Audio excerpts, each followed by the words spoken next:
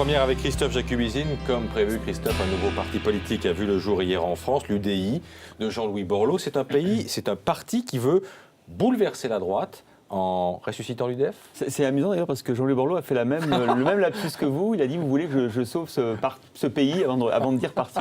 Bref, une grande ambition présidentielle, comme vous Christophe. Alors une naissance et un divorce, ça pourrait être le titre d'un film. En tout cas, c'est un bon résumé de la journée d'hier. La naissance, vous l'avez dit Christophe, c'est celle d'un nouveau parti politique, l'Union des démocrates et indépendants, dirigé par Jean-Louis Borloo. Il veut rassembler tous les électeurs qui ne se reconnaissent plus dans une UMP qui, selon lui, se droitise et flirte avec les thématiques du Front National. C'est aussi un appel aux électeurs du centre, à qui il arrive de voter socialiste comme en 2012, mais qui seraient déjà revenus de la politique du gouvernement, notamment avec les hausses d'impôts et les taxes qui vont frapper les classes moyennes.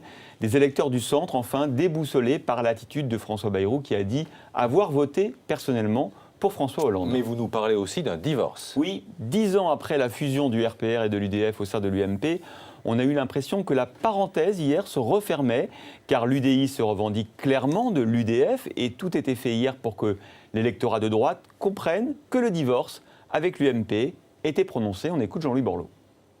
Nous sommes en ordre de marche et de manière irréversible.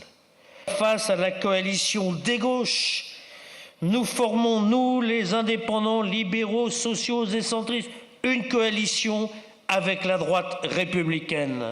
Et alors, toutes les figures du centre droit, de l'ex-UDF étaient là. Simone Veil, d'abord, figure emblématique, s'il en est, des combats pour le droit des femmes et pour la politique européenne également. Une Simone Veil, Christophe, qui ne s'exprime plus publiquement à la tribune, mais qui a souhaité être présente hier pour passer le flambeau à Jean-Louis Borloo. Et puis, autre figure tutélaire de l'UDF, évidemment, c'est Valéry Giscard d'Estaing, qui était là hier et qui a souhaité bon vent à l'UDI. Alors justement, est-ce que l'UDI ne risque pas de paraître un peu anachronique ?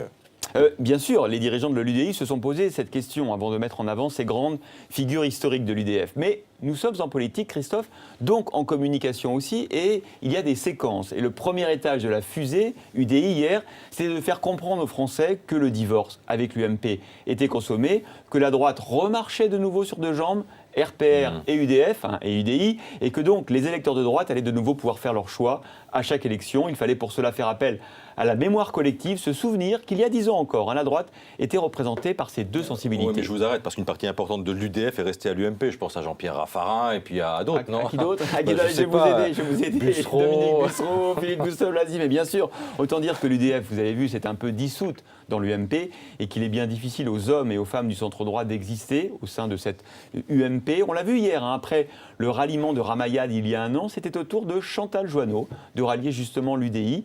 Chantal Joanneau hier, première prise de guerre de l'UDI à l'UMP. Alors sans lui donner trop d'importance, ce qui est intéressant, c'est qu'elle n'avait jamais cessé de prendre ses distances par rapport à l'UMP, à qui elle reprochait de reprendre les mots et l'agenda du Front National. Elle sera d'ailleurs l'invitée de Jean-Jacques Bourdin dans une demi-heure. Est-ce que c'est un coup dur pour l'UMP ? Oui et non. Non, car l'UDI reste un allié de l'UMP. Vous avez entendu Jean-Louis Borloo tout à l'heure. Son pari est de ratisser large pour une alliance future, UDI-UMP. Mais c'est aussi un coup dur, oui, car les listes que l'UDI présentera aux municipales européennes de 2014 vont créer un appel d'air aux électeurs de l'UMP inquiets de la ligne politique de l'UMP. Et puis autre problème, Christophe, on sait par exemple que la relation entre François Fillon et Jean-Louis Borloo est, exécrable. Et si François Fillon remporte la bataille de l'UMP, l'alliance s'annonce quand même compliquée. Juste un truc sur ces images, là, j'ai pas vu François Bayrou, c'est normal. Bayrou, il est en dehors finalement de cette grande famille, puisque vous savez il se demande s'il est à droite ou s'il est à gauche, qu'il a voté personnellement pour François Hollande et qu'il a été un peu rejeté par les centristes, même s'il l'invite à les rejoindre. Merci beaucoup Christophe Jacubizine.